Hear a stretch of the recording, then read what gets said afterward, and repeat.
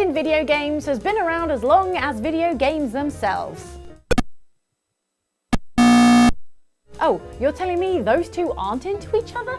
But these days, with your colour graphics and your romance options, things are a little more sophisticated as players get to choose which character to romantically pursue. Today we discover which characters in which games are the most popular choices according to player stats. Because what's more romantic than stats? Anything! Nothing! Shh! Beware spoilers for the following games.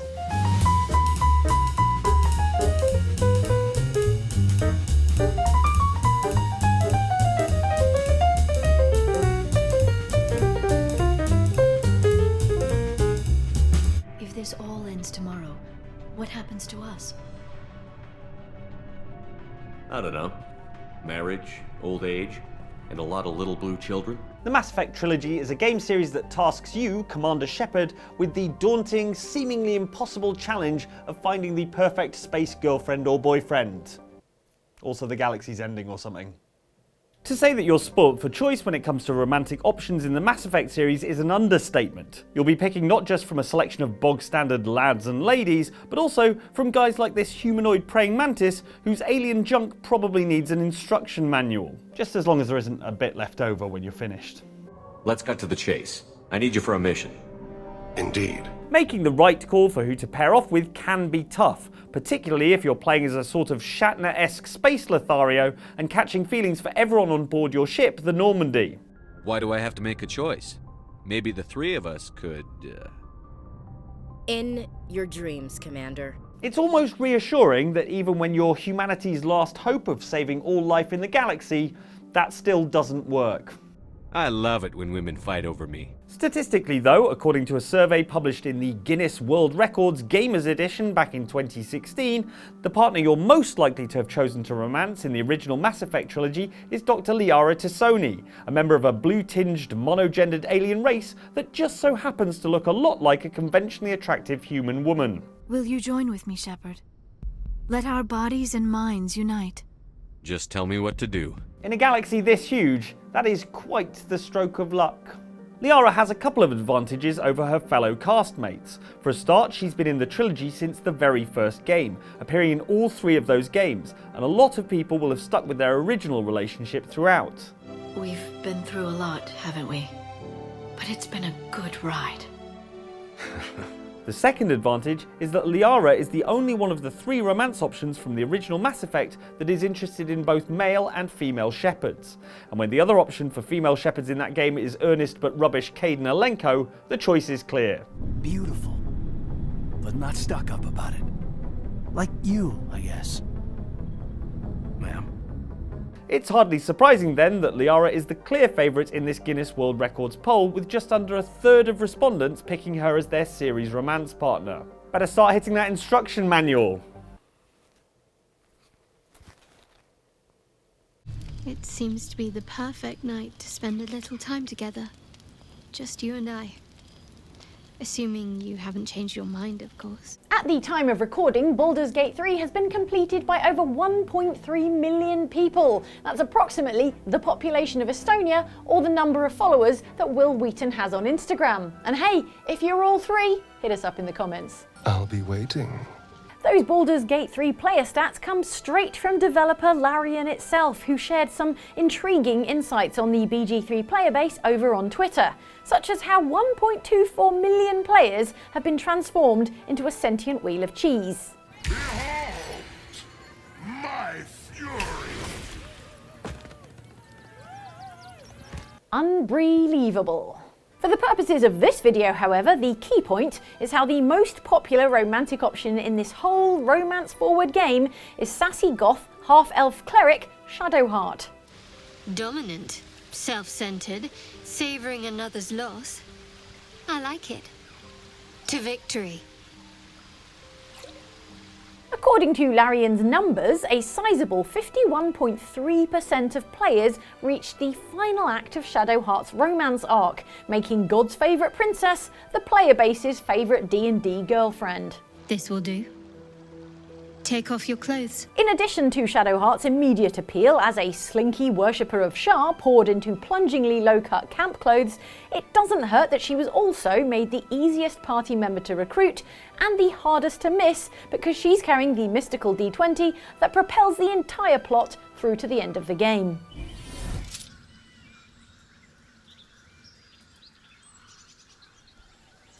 Don't give me that look. I don't know what just happened any more than you do. Just tell me that you didn't roll a 1. Anyhow, after being snubbed for most popular romance option, Dreamboat bastard Astarion will have to content himself with merely being Baldur's Gate 3's romance option with the best hair. What more could I ask? Hey, it's better than being a sentient wheel of cheese. They take our people. They destroy our island. It is not peace that we want. It is that you leave us. Greedfall is an action RPG developed by spiders, which is both a factual statement and the most unsettling thing I've ever said. The development studio named Spiders clearly took some inspiration from old school BioWare role-playing games with a branching narrative, moral choices, and yes, the opportunity to attempt to seduce your adventuring colleagues. No, I understand.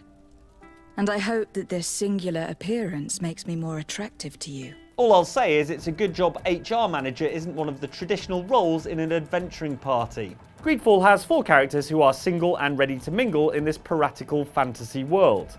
There's ship's captain Vasco, botanist Afra, magic user Siora, and Kurt, who is the one who says things are about to get dicey approximately every 10 seconds. Move away!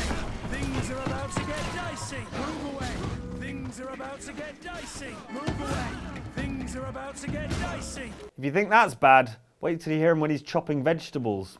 Greedfall does us a statistical solid by offering up separate achievements for completing each of these characters' romance subplots. As a result, we can see that Siora is the runaway favourite, with 7% of all Steam players of the game entering into a relationship with her. On Xbox achievement site True Achievements, it's a similar story with 9% of tracked gamers bagging the achievement.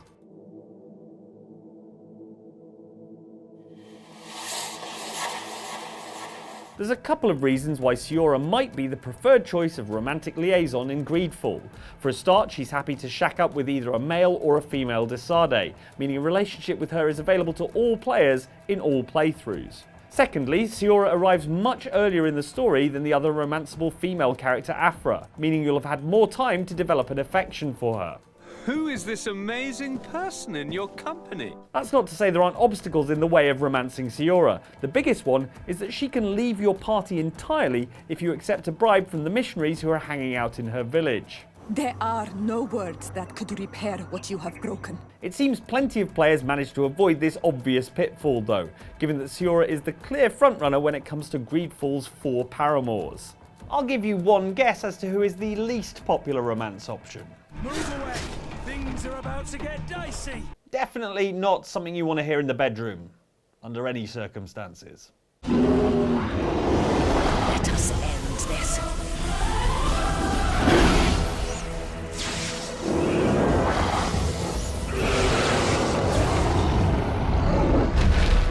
Back in 2009, the original Dragon Age did a thing where you're awarded a specific achievement for each character you romance. Therefore, the global achievement stats for Dragon Age Origins shows us what proportion of players romanced each of the game's 4 eligible characters. Take your lectures elsewhere. They mean nothing to me. There was the salty witch Morrigan, and the spicy rogue assassin Zevran, and the sweet bard Leliana. She's everything, he's just Alistair. Have you ever licked a lamppost in winter?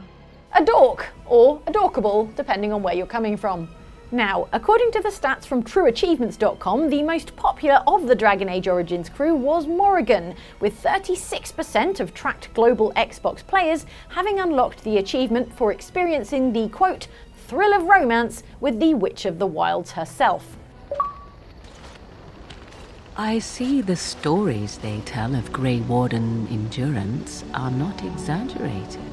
It's a 30-second cutscene, but okay. Compare that 36% of Morrigan devotees to the 22% of players who romanced Leliana, the 21% who hooked up with Zevran, and the 17% who went all the way with Alistair. Sorry, Alistair. You know, according to all the sisters at the monastery, I should have been struck by lightning by now. Considering those stats, however, it's worth noting that True Achievements tracks the achievements of some 400,000 registered players, which is a large sample, but not necessarily representative of the whole player base. In fact, according to a 2015 blog post from Dragon Age Origins lead writer David Gader, quote, Leliana is the most common romance in DAO by a significant margin. And he would know. So in the end, we simply must hand it to Leliana. We must also hand it to the 11% of thirsty achievement hunters who unlocked the achievement for putting in the work and romancing all 4 characters, which took multiple playthroughs. Really putting the score in Gamerscore there. Well done. Cheers. Here's to what's yet to come. To what's to come.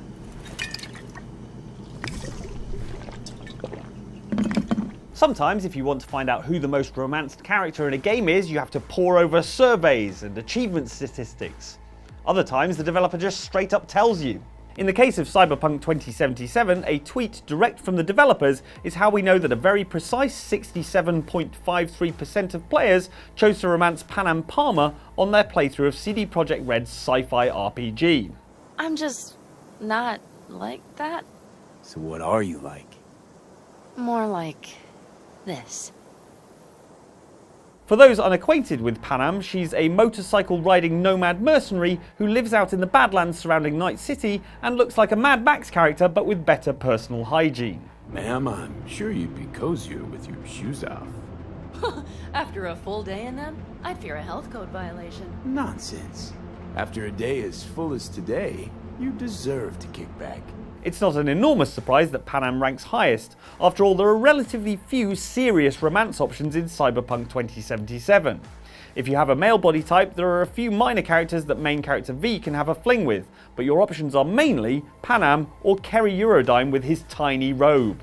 Oh, it is a heartbreaker. It's been a while since I've been on the dating scene, but I assume tiny robe is a red flag. It's a similar story for female-bodied player characters, with your options for a serious romance subplot being either Judy Alvarez, the braindance technician, or a random guy called River Ward, who you can entirely miss if you're just following the main quest. Come on, you can stir the meat. Phrasing?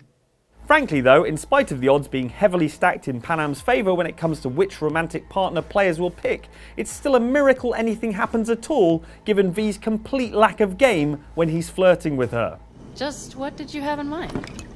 Just, glad to have met you. So I thought... I'm glad we met too. What's the opposite of a pickup artist? A put-down artist? That's you, mate. Of course, to address the silver-handed elephant in the room, we all know that the only reason anyone else is getting a look in is because Keanu Reeves is trapped in your head and thus entirely unromanceable. You woke up in a landfill, I woke up in your head. Keanu, you've been in my head since Point Break.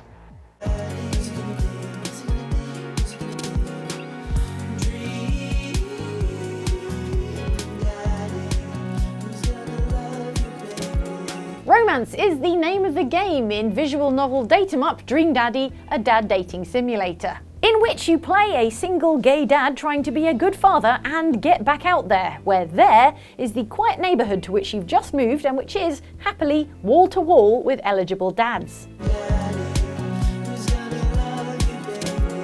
With all these dateable daddies on your doorstep, you are eventually going to have to pick a favourite from among the 7 up for grabs, whether that's Damien, the aspiring vampire, hipster barista Matt, or Robert, the brooding bad boy whose interests include cool knives, drinking whiskey, and hanging out in alleyways. I don't know. Only I can fix him. You progress your relationship with any given dad by going out on dates with him, and the Steam Global Achievement Tracking shows us which of these flirty fathers is most favoured, since an achievement unlocks when you go on all of one specific character's dates. Are you familiar with the works of Corey Feldman?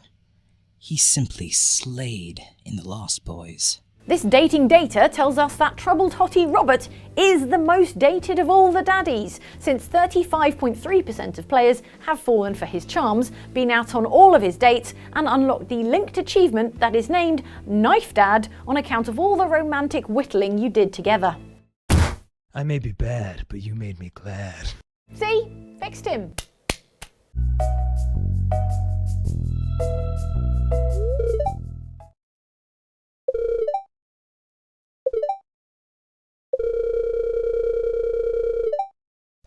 Cozy country living RPG Stardew Valley couldn't be more wholesome if it served me a nourishing bowl of soup.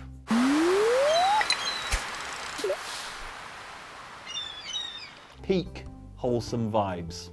This rustic wholesomeness extends to the way in which you can woo your eligible neighbours, of which there are many, hanging out with them and giving them appropriate gifts to nurture your relationship along the way to getting married, which in here, as in life, is relationship endgame. At least until they come out with the relationship DLC, or possibly New Marriage Plus.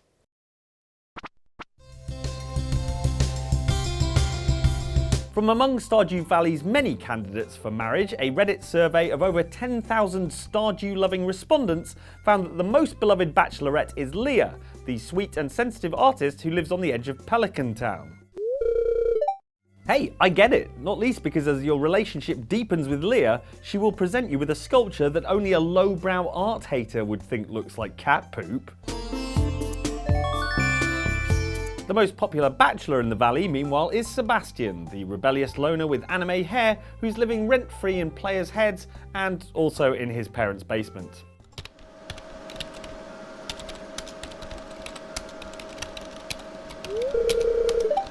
Like my Stardew Valley farm, he's a fixer-upper.